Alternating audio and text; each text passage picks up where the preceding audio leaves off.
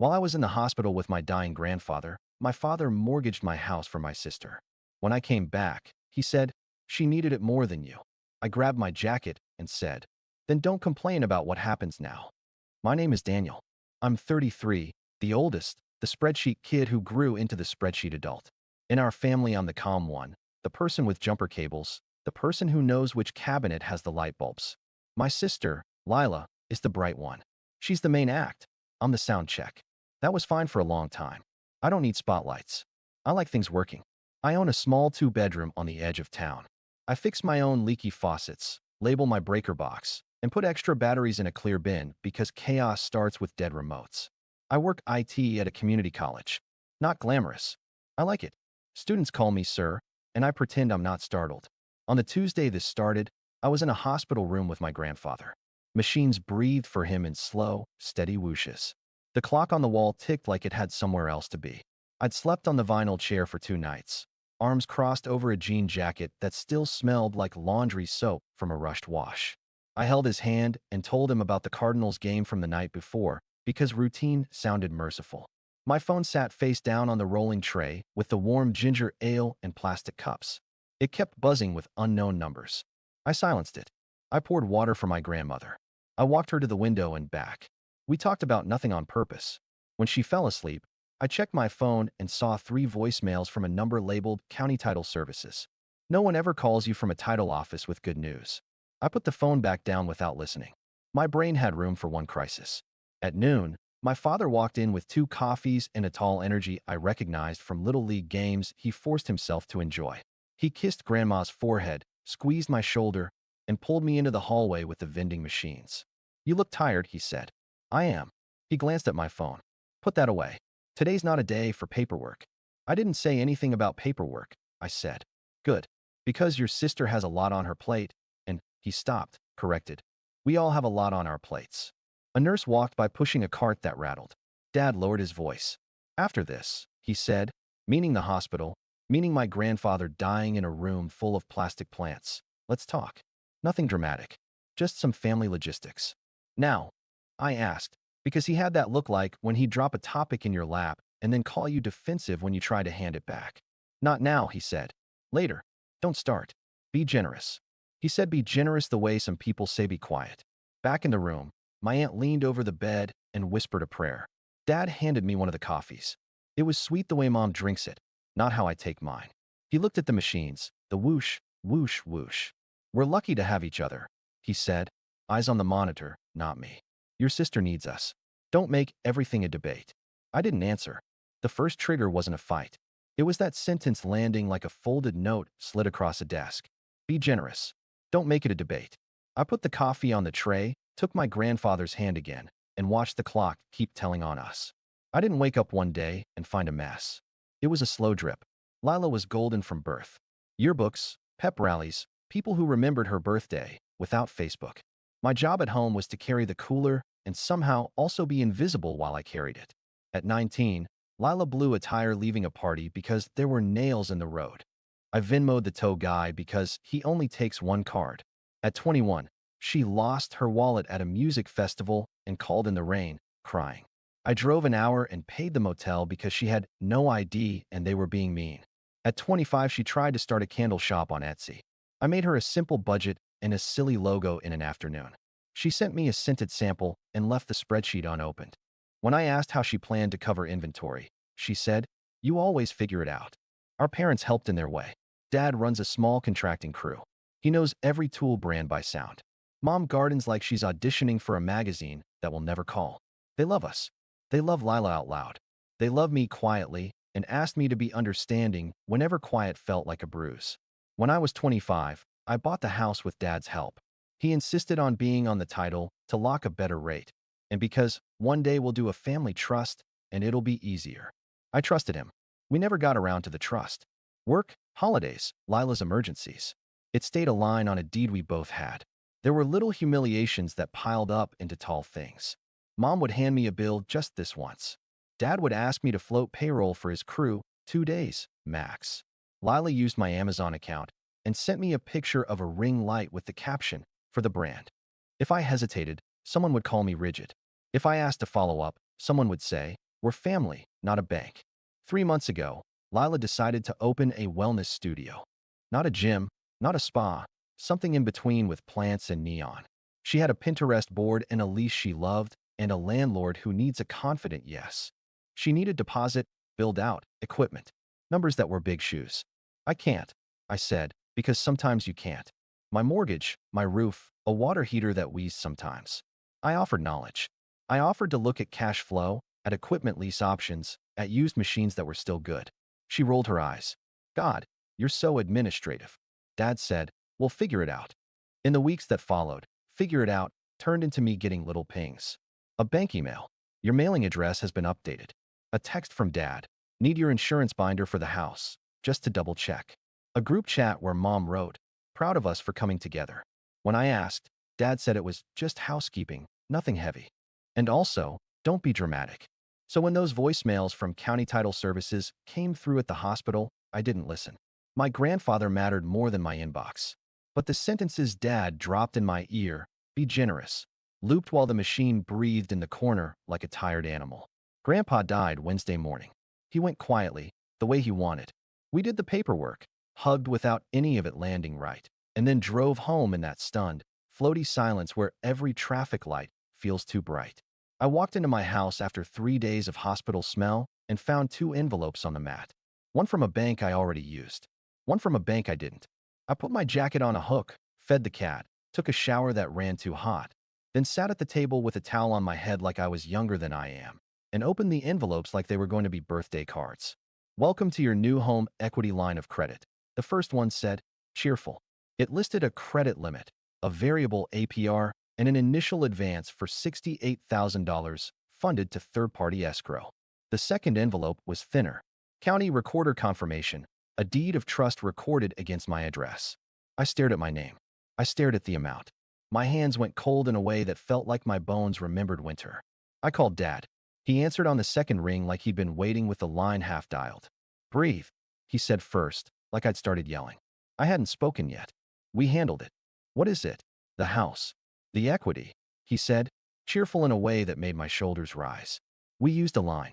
It's smart money. Interest is low. Lila needed it to close the lease. You mortgaged my house, I said. It sounded fake in my own mouth. While I was at the hospital. Come on. Our house, he corrected, quick. I'm on the title too.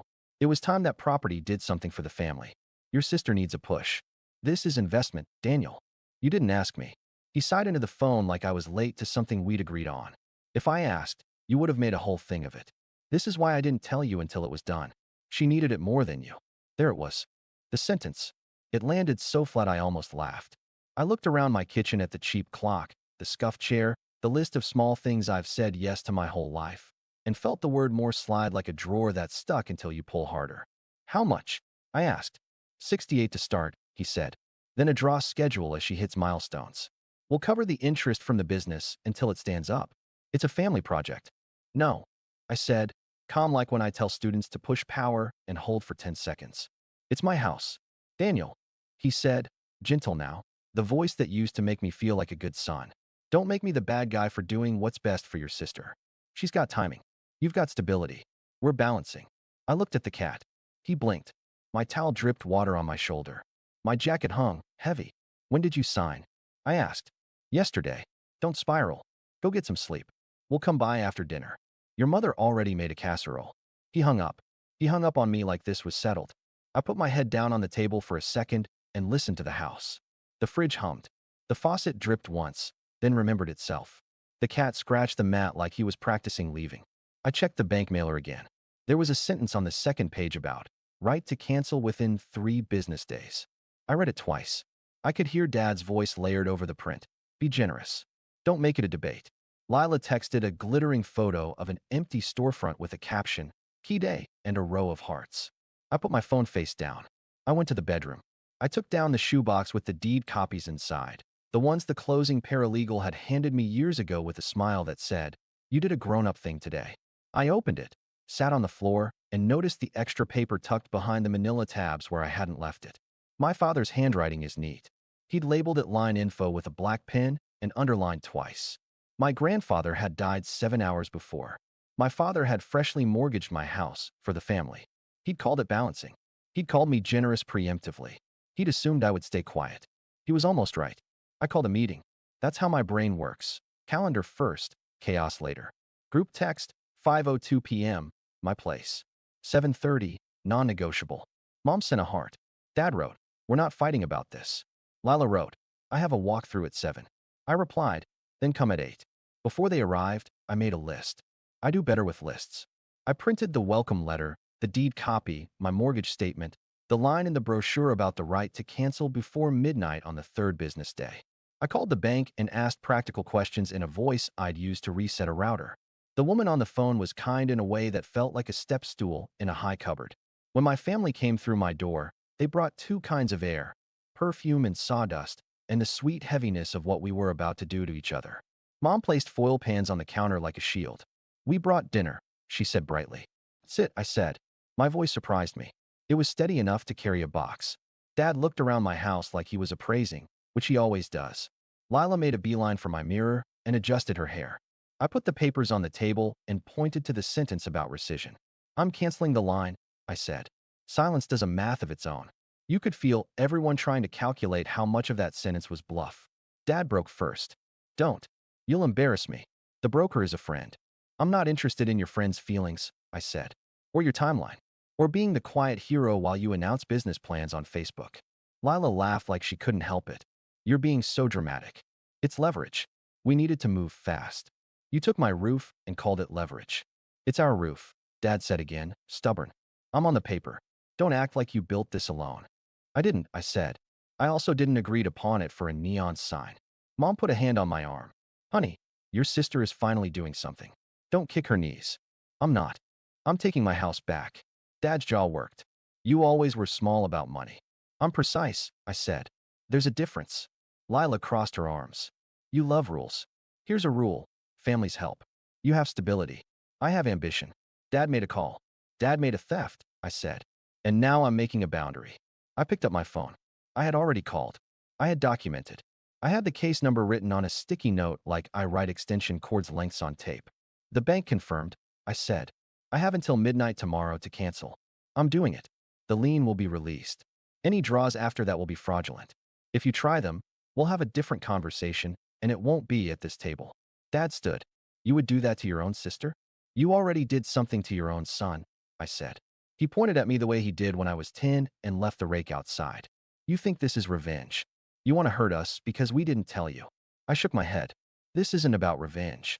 This is about closure. They all blinked like the light changed. Closure, Mom repeated, confused like I'd used a word from a distant channel. Closing the hole where my life leaks out, I said. Closing the account where my house funds someone else's lease. Closing the storyline where I'm generous so I can be allowed to stay. I slid a second paper across the table. A simple agreement. I drafted it in plain language. No more shared cards. No more automatic assumptions. If Dad wanted to stay on the title, we'd draft a real trust with real rules. If not, he'd sign a quitclaim. I'd refinance in 6 months with a different lender. Lila would not use my address, my account, or my signature for anything. Ever. Pick, I said. Title with terms, or no title at all. Either way, the line is gone. Lila's mouth moved like she had a dozen words queued and none of them worked here. I'll miss the lease window. I believe you, I said. I'm not the window. Dad grabbed the papers and didn't really look. He looked at me, and in his face was that old thing, pride and irritation braided together like a rope we were both tired of holding. You'll regret this, he said, not a threat, a prophecy. Maybe, I said, but at least it'll be mine. I walked to the sink. I ran water. It hissed a little. I was still holding my phone. I didn't need to press anything. I'd already sent what needed to be sent. We stood there in the same room, related and suddenly very far apart. And for the first time in years, I felt taller in my own house. It was loud, then it was loud in silence. An hour after they left, the missed calls stacked. Dad, then Lila, then Mom, then private. Texts rolled in like weather. Don't do this. Too late to cancel? You owe us a conversation. You owe your sister a chance. You owe. I made rice. I ate on the counter with a spoon out of the pot like a teenager. I didn't answer anything for 2 hours. At 10:31 p.m., I called the bank again, repeated the case number, confirmed the rescission letter had uploaded. The rep said, "You're within your rights," in a tone that wasn't triumphant, just grounded. I said thank you too many times. By morning, there were 29 missed calls. By lunch, 57. By dinner, 83. Lila sent a long text broken into lines for drama. You don't understand timing. The build-out crew is lined up. I told everyone we're funded. You're humiliating me. Do you want me to fail? I stared at the phone until the text bubble faded. I typed, I want you to separate me from your plans. Then I put the phone face down like a lid. Dad left a voicemail with that scolding sadness he wears like a sweater. You went nuclear. This could have been quiet. That line was a bridge. You burned it. You think houses and papers are more important than your sister's life. I played it twice. He made it sound like I was the one who had changed something fundamental. Maybe I had. Mom called and left a different message. Honey, your father is beside himself. Lila hasn't stopped crying. You did this wrong. You're so good with systems. Why didn't you find a way to make the bank thing work and make everyone happy? I thought about the sentence structure. Make the bank thing work and make everyone happy. I put the phone by the sink and scrubbed a pan like it had insulted me. Around 5, Lila showed up. She has a way of knocking like the building owes her a favor. I opened the door enough to be polite. Let me in, she said. We can talk here, I said. Her eyes were red, mascara smudged into a smoky glare. You're cruel. I'm consistent, I said. You don't get it, she said. This was my shot. Dad finally believed in me. He always believed in you, I said. Just not with his own collateral. She flinched, then straightened. Fine. You win. We'll get the money somewhere else. You don't need to tell me how, I said, and I meant it like a favor, not a dig. She took 2 steps back and did the thing she did when we were kids, made a wide circle with her hands like she was drawing a line around herself, and I wasn't allowed to step inside. You will regret this, she said, trying on Dad's prophecy like a coat that didn't fit yet. Maybe, I said, but I'll regret it in my house. She left. My hands were shaking, and I was still sure. Both at once. That night, I pulled out my file box. I made copies. Title, mortgage, insurance, HOA. I put originals in a fireproof envelope, then the envelope in a backpack, then the backpack in my car. I changed my online banking password and turned off paperless statements. I made a folder called Legal and added what I had.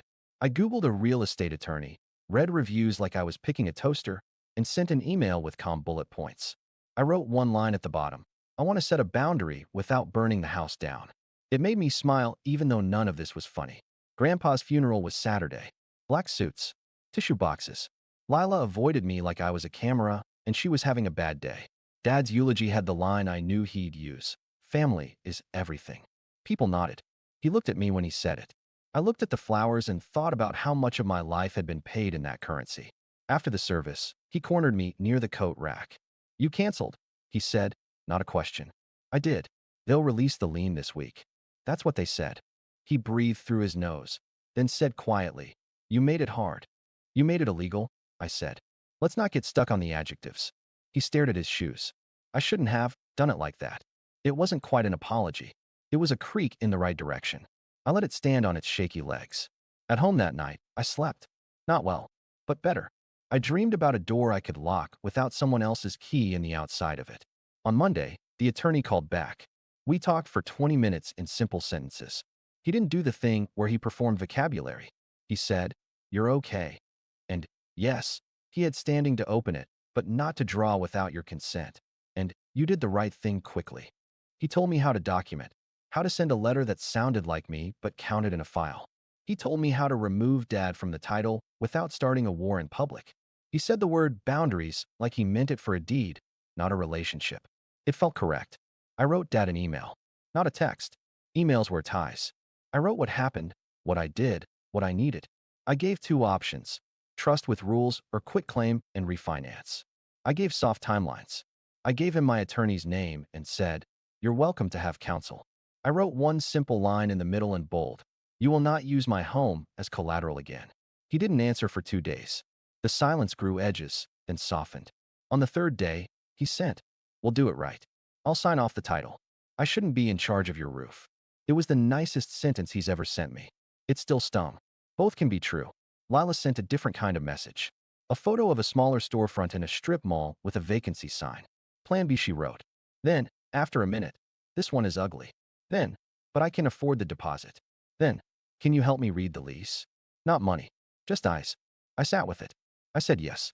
A boundary is an exile. We spent an hour on FaceTime going clause by clause. When she said, "I'll just skim the middle," I said, "That's where the traps are," and made her read anyway. She sent a thumbs up. She didn't ask for my card. Mom took longer. She texted pictures of casseroles she didn't bring over. A week later, she called and spoke like a woman down a long hallway. "I don't know how to do this with you." "Do what?" "Not ask you," she said. "You can ask me," I said. "You just can't assume." She exhaled, and the sound was older than both of us. "You sound like a man I didn't raise." "I sound like a man who finally heard what you meant," I said, and she didn't hang up. The lien release came in the mail, crisp and boring in a way I wanted to frame. I put it in the box. I replaced the batteries in my smoke detectors because rituals matter. I made spaghetti and ate it on the couch with a towel tucked in my collar like a child. It was quiet in my house. Not empty. Quiet. The calls slowed. The texts stopped sounding like sirens. I kept waking up early, like my life was a room with a window I'd finally opened, and the air was new enough to keep me from sleeping too late. On Friday, I stood in my tiny backyard and watered the one tomato plant I keep alive every year out of stubbornness. I wanted it to fruit just once. The cat sat in the window, judging. Dad called. I let it ring 3 times, then picked up. "We signed the paperwork," he said. "Your lawyer will get a copy." "Thank you," I said. He cleared his throat. "I hate that we did this to you." "I didn't say you did this to me," I said. "I'm glad we're not doing it anymore." He made a noise that could have been a laugh if it had more vitamins. "Your sister says you helped with the lease." I read words. She read them too. He paused. "You always were good at reading small print." "I'm learning to write it," I said. We hung up. I watered the plant again, even though the soil didn't need it. Sometimes you keep doing the motion until your body believes you. I'm not telling this like a court case because I don't need a verdict. I needed a door that locks from the inside. I have one now. I changed small things. I labeled 2 calendar blocks a week no and kept them sacred. I moved my emergency fund to a bank my family doesn't know exists. I took Dad off the spare key ring and gave it to my neighbor who feeds my cat when I travel. I told Lila I'll read contracts, but not sign them. I told Mom I'll eat her lasagna, but not her guilt. Lila found a cheaper space. It has fluorescent lights and ugly tile. She posted a photo with a caption that said we start small, and I tapped the heart and didn't add $1. Dad stopped calling me from rooms where decisions were already made. He started calling earlier, when things were still drafts. Sometimes I say yes. Sometimes I say no. Both answers get to be love. Grandpa's hat hangs by my door. I put it there because it reminds me that men in my family carry things with their hands and also with their mouths, and I can put some of it down. He worked until he couldn't. He also told me once when I was 8, handing me a wrench, "If you break something fixing it, you were the only one trying." I think about that when I'm tempted to make my boundaries perfect before I make them real. Here's the moral, simple enough to write on a sticky note and stick above the sink. I won't let anyone mortgage my house, my time, or my attention without asking, ever again. If I'm not in the room when the pen hits the paper, my name won't be on the page. If I'm not invited to decide, I'm not responsible to pay. This isn't cruelty, it's clarity. This isn't revenge, it's closure. I'm building a life where the lights come on because I flipped the switch, not because I said yes until the wire burned. My name is Daniel. I still label the bins. I still fix what I can reach. The difference is that I no longer pretend I'm a utility the family can tap like a wall outlet. I'm a person. I own 4 walls and a roof and a door that closes. And when someone I love stands outside asking for all of it, I can open the door a little, talk through the crack, and say, in a voice that doesn't shake, "No."